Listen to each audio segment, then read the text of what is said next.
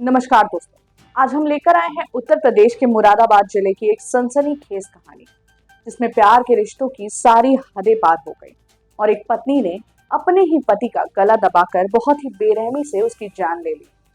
वो भी अपने प्रेमी के साथ मिलकर एक ऐसा खौफनाक खेल जहां मोहब्बत की आग में जल उठी सुनीता नाम की एक महिला और उसी आग में जल गया उसका मासूम पति वीरपाल। ये कहानी है मुरादाबाद के बिलारी थाना क्षेत्र की अलेहदादपुर देवानगला गांव की, जहां 13 अक्टूबर की रात एक ऐसा हत्याकांड हुआ जिसने पूरे इलाके को हिला दिया।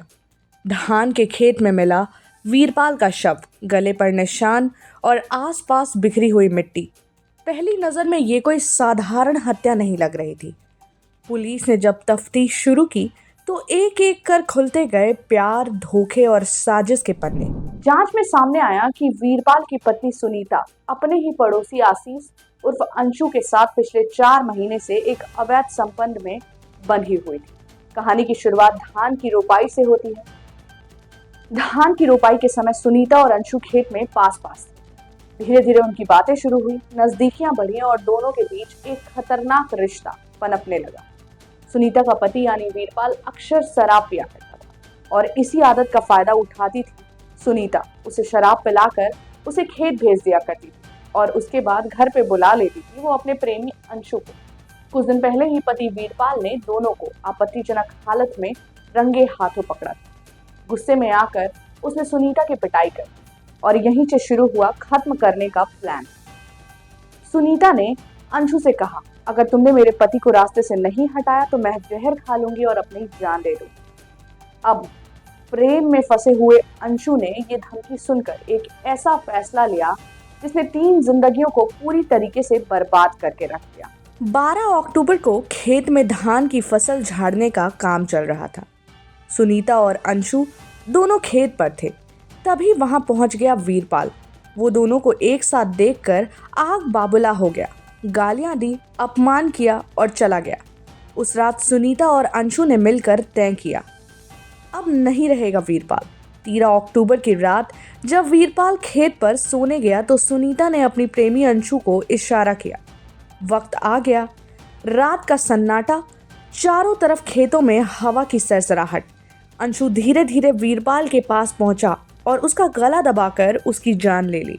अगले दिन सुबह गांव वालों ने खेत में देखा, वीरपाल का शव मिट्टी में पड़ा हुआ था।